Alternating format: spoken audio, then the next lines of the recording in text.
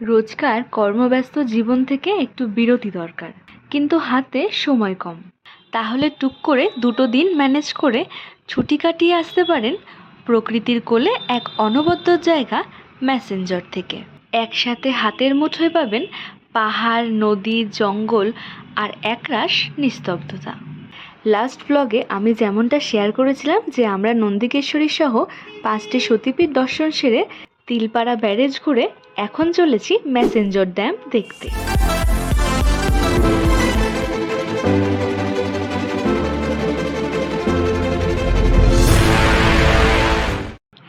আমরা তিলপাড়া ব্যারেজ থেকে 2 কিলোমিটার যাওয়ার পর পানাগড় মোরগ্রাম হাইওয়ে হয়ে শেওড়াকুড়ি বাসস্টপ থেকে বাঁদিকে দুমকা সিউড়ি হাইওয়ে হয়ে সোজা এগোতে থাকলাম প্রায় 29 কিলোমিটার, আর তারপর গিয়ে পৌঁছালাম ম্যাসেঞ্জর ড্যাম।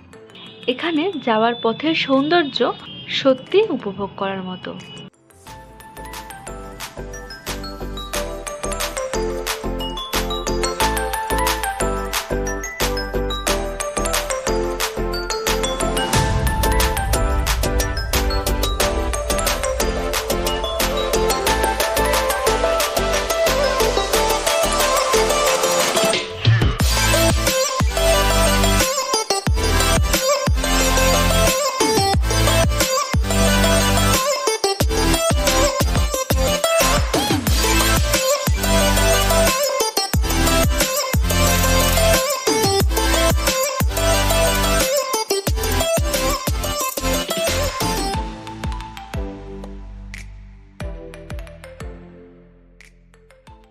আমাদের পশ্চিমবঙ্গের বীরভূম জেলার প্রতিবেশী রাজ্য ঝাড়খণ্ড। এই ঝাড়খণ্ডের দুমকা জেলায় ময়ূরাক্ষী নদীর উপর একটি জলবিদ্যুৎ উৎপাদনকারী বাঁধ হল ম্যাসেঞ্জর ড্যাম বা জলাধার। এই জলাধারটিকে কখনো কখনো কানাডা বাঁধ বা পিয়ারসন ড্যাম হিসেবেও উল্লেখ করা হয়। তৎকালীন বিহার ও পশ্চিমবঙ্গে বন্যা যাতে না হয় সেই কারণে ময়ূরাক্ষী নদীর উপর কানাডা দেশের আর্থিক সাহায্যেই এই বাঁধটি গড়ে উঠেছিল 1950 সালে। তারপর 1955 সালে বিহার সরকার ও পশ্চিমবঙ্গ সরকারের মধ্যে চুক্তি হয়েছিল এই জলাধার নিয়ন্ত্রণ করবে পশ্চিমবঙ্গ সরকার। বাঁধটি 155 ফুট উঁচু এবং 2170 ফুট লম্বা। ময়ূরাক্ষী নদীর উপর নির্মিত এই ড্যামের উপর থেকে চারদিকের বিস্তীর্ণ জলরাশি আপনাকে মুগ্ধ করবে। এছাড়া আশেপাশে অসংখ্য টিয়া পাখিও নজরে পড়বে। শব্দ বলতে এখানে শুধুই পাখির কলতান, আর মাঝে মধ্যে দূর পাহাড়ি রাস্তা থেকে ভেসে আসে ট্রাকের শব্দ। এখানে কিন্তু বোটিংয়েরও ব্যবস্থা আছে, জনপ্রতি 100 টাকা করে। এই ড্যামের আশেপাশে বেশ কয়েকটি ছোটোখাটো দোকানও আছে, চাইলে সেখান থেকে আপনারা আপনাদের খাওয়া দাওয়াও সারতে পারেন। জলের খুব কাছে যেতে মন চাইলেও কোনো ব্যাপার না, এখন নিয়ে যাচ্ছি আপনাদেরকে সেখানেই। ড্যাম থেকে 1 কিলোমিটারের মধ্যেই পাহাড়ি পথে ইউথ হোস্টেলের বাঁ পাশের রাস্তাটা ধরেই চললাম ময়ূরাক্ষীর একদম কাছে। এখানে এসে উপলব্ধি করলাম না আসলে হয়তো অনেকটাই মিস করতাম।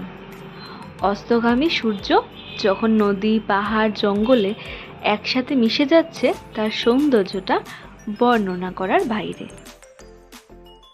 ইচ্ছে থাকলে আশেপাশের ছোট পাহাড়গুলিতে ট্রেক করে শিখরে উঠতে পারেন। নিঃসন্দেহে বেস্ট ভিউ ওখান থেকেই পাওয়া যাবে। আমার ব্যক্তিগত অভিমত অনুযায়ী ম্যাসেঞ্জরের রূপ, রস, গন্ধ গায়ে মাখতে অন্তত একটা রাত এখানে অবশ্যই থাকতে হবে।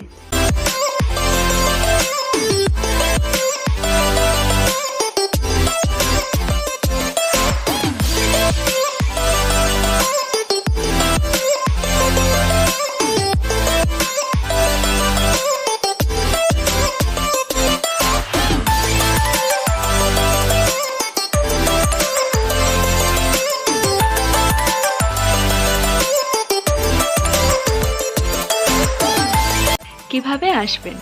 হাওড়া থেকে সিউড়িগামী হুল এক্সপ্রেসে সিউড়ি নেমে সেখান থেকে টোটোতে করে সিউড়ি বাস স্ট্যান্ড এসে সেখানে সরকারি বা বেসরকারি দুমকাগামী বাসে করে 1 থেকে 1.5 ঘন্টায় পৌঁছে যেতে পারবেন ম্যাসেঞ্জর ড্যাম।